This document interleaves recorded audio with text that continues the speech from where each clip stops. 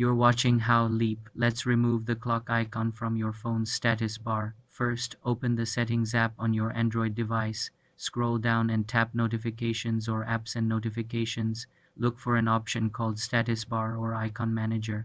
If you don't see these, your phone may require a different method. For many Samsung Galaxy phones, go to Settings, then Notifications, then Status Bar. Here, tap on Status Bar icons or a similar option. You will see a list of icons that can be shown or hidden. Find the clock option and toggle the switch off to hide it.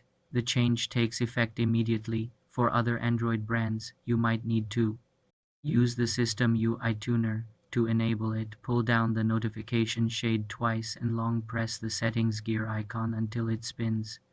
This unlocks System UI Tuner in your settings. Go to Settings, find System UI Tuner, then Status Bar. Look for clock and toggle it off. On some phones, removing the clock permanently may not be possible without using a third-party app like System UI Tuner from the Play Store. For more simple computer tutorials, subscribe to the channel.